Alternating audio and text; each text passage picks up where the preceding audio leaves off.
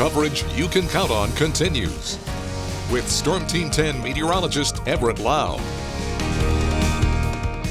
Well, no surprise, the main story tonight is Hurricane Helene and how it's going to be impacting the Wabash Valley as it weakens and makes its way into the interior United States. So first thing we're going to notice is the rain. Actually, already seeing some of the clouds start to move in, but then the rain showers are going to come in as we get into the overnight hours. Steady rain expected for a good part of the day tomorrow. Also, we're going to be seeing the wind pick up, especially going into tonight, and it's going to be the strongest tomorrow evening.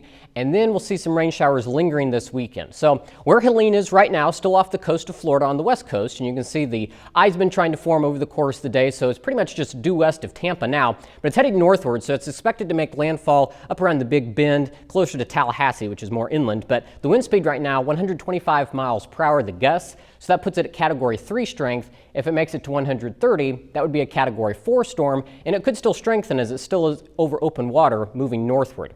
So here's where it's expected to go, making landfall around 10 o'clock tonight in the Big Bend as a Category 3 or maybe a low-end Category 4 storm.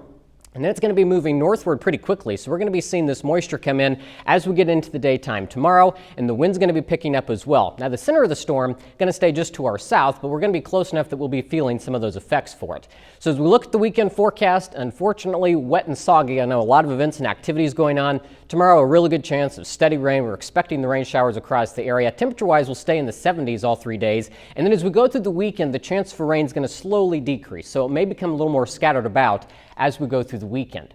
But don't forget about those wind gusts. That's going to be something I think we all notice as we get into the day tomorrow. This is what Futurecast is estimating our top wind gusts will be at 8 o'clock in the morning. Already seeing those gusts 30 to 40 miles per hour, but the strongest wind again expected as we get into the evening hours. We'll stop the clock at 7. Futurecast indicating some areas may see a wind gust as high as 50 miles per hour. So it's going to get windy as that system passes just to our south, but the wind's going to quickly die down a little bit as we get into the overnight hours going into Saturday. Still have the rain in the area, but the strongest wind is tomorrow night. That's why we have a wind advisory in place for the entire Wabash Valley as we go into the day tomorrow.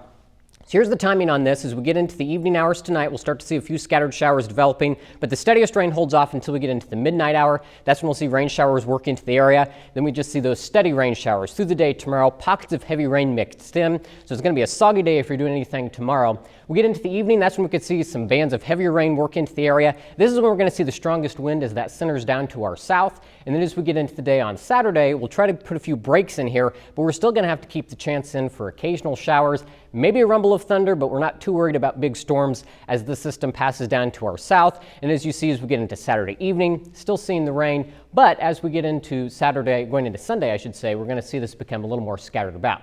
So the heaviest rain expected down to the southeast, where rainfall amounts could be closer to 3 inches, but if you're north of Interstate 70, looking at more of an inch to 2 inches of rain. So the heaviest rain going to be closer to that center of the storm.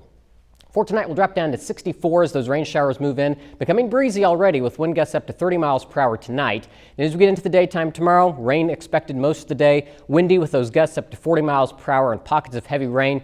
Strongest wind gusts tomorrow evening with 45 to 50 mile per hour gusts possible. Temperatures dropping into the lower 60s. So if you have any Halloween decorations already out, you might want to bring those in tonight or secure those so that they don't blow away tomorrow. Then as we look through the weekend, we get rid of that chance for rain. Next week's looking calmer, pretty fall-like with sunshine and highs in the 70s.